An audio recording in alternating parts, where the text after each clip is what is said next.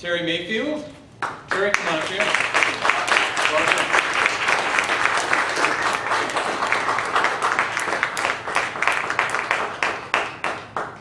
The rest of the story. The rest of the story, Terry Mayfield.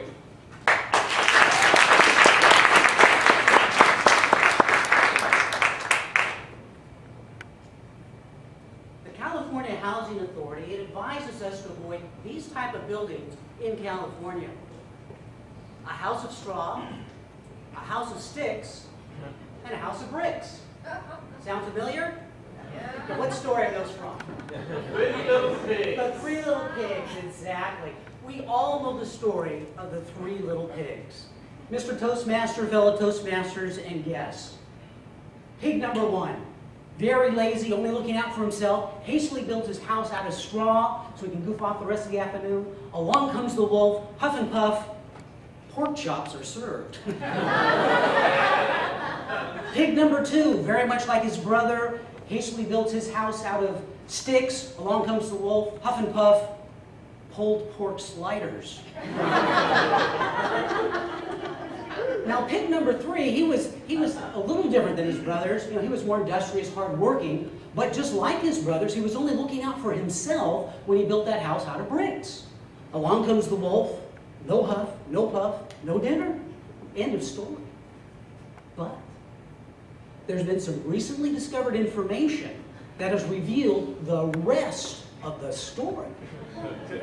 Seems that the wolf simply just waited outside until pig three ran out of supplies. And when he came out, the wolf was waiting, and with no huff and no puff, he dined on swine again. What was also discovered that there was a fourth pig. And he wasn't like his brothers at all. He was very successful, a very high-achieving sales pig. Yes, he was a yuppie. A young urban pig. And he didn't believe in the adage of his brothers, you know, look out for number one. No, he believed that you could get everything you wanted if you first help other people get what they wanted.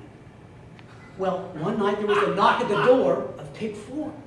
He opens the door, and who stands there? The big, bad wolf. Well, fortunately for pig four, he had just come, on his quest for continuous self-improvement, he had just come from a seminar on negotiations. And he remembered that the first step to a win-win situation is to find out what the other guy wants first. So he begins. Mr. Wolf, I know why you're here, but what is it that you really want? Well, the wolf was taken back by this. I thought, gee, I guess after I eat you, there are no more pigs, and I'm kind of getting tired of pork. I guess what I really want to know is, where am I going to get my next meal from? The pig said, come with me. And he leads him to the top of a grassy hill, and from there they look deep down into a valley, and there on the floor of the valley are hundreds of bleating sheep.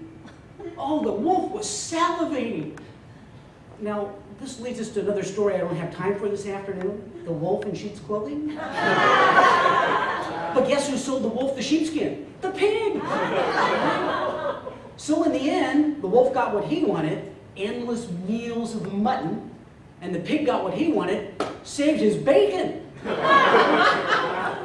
Later, to continually improve himself, pig 4 joined Toastmasters. He's down in Porker's district. And he went through the entire program and now is a highly paid, highly sought after motivational speaker. Some of you may have heard of him. Pigler?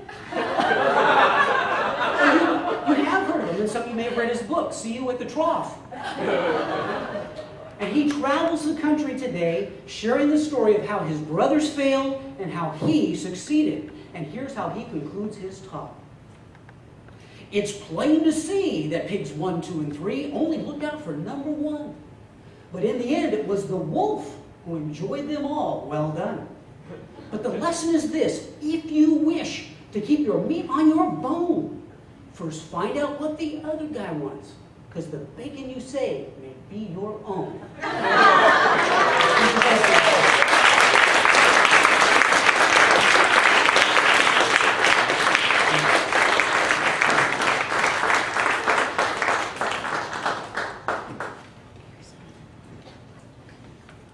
Silence, please. Judges are going to do their thing.